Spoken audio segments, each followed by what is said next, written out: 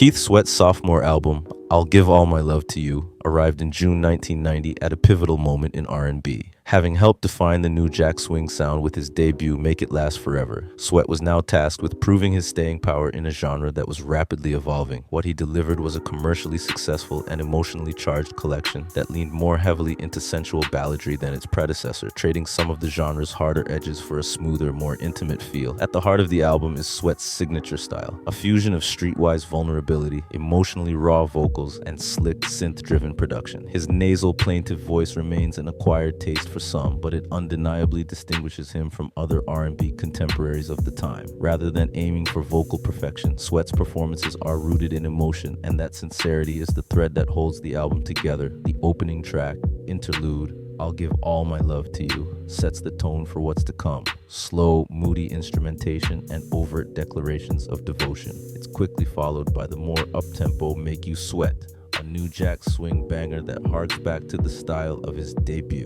This track provides the most energetic moment on the album and serves as a reminder of Sweat's club-ready appeal. However, much of the album is more subdued. Tracks like I'll Give All My Love to You and My Body exemplify Sweat's strength as a balladeer. The former, a standout and the title track, is a slow, keyboard-heavy love song where Sweat pledges full emotional commitment. The simplicity of the lyrics is offset by the earnestness in his delivery, creating a ballad that resonated deeply with audiences and became one of his signature songs. Another highlight is Your Love Part 2. The continuation feels natural, with a similar emotional weight and production style. Sweat's focus throughout is clear: to explore the complexities of romantic relationships, from passion and desire to insecurity and longing. Production-wise, the album is polished yet intimate. While Teddy Riley had been central to Sweat's debut, this time the production reins are mostly handled by Sweat himself and Eric McCain. The result is less rhythmically aggressive, but more cohesive in mood. Synth pads, slow drum machine patterns, and reverb-heavy backgrounds create a bedroom-ready atmosphere.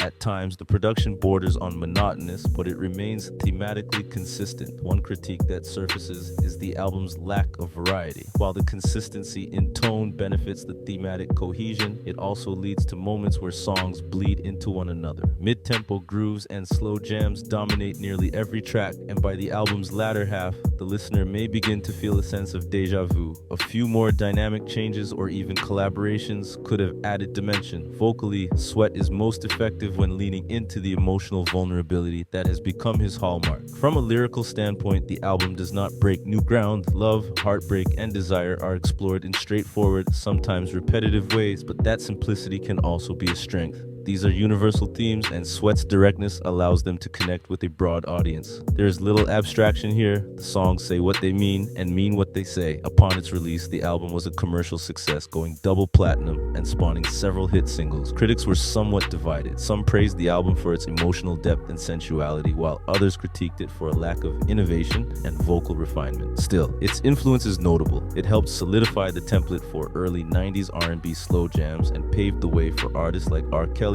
Joe, and Genuine. The album holds a significant place in Keith Sweat's discography as the project that confirmed he was not a one-hit wonder. It also marked a maturation in his songwriting, favoring more introspective and romantic material over the overt machismo that characterized much of the new Jack Swing era. In retrospect, the album can be seen as a transitional work. It retains elements of new Jack Swing, but anticipates the smoother, more ballad-focused direction R&B would take in the years to follow. Its impact lies in its emotional accessibility and the way it helped redefine masculinity in R&B, not as brash or overly confident, but as tender, longing, and emotionally expressive. I'll Give All My Love to You is not without its flaws, namely a lack of sonic variety and occasionally repetitive themes, but it is a heartfelt, well-produced record that captures Keith Sweat at a moment of artistic and emotional clarity. It may not have had the innovation of his debut, but it deepened his artistic identity and laid the groundwork for a new wave of slow, jam-driven R&B in the 1990s.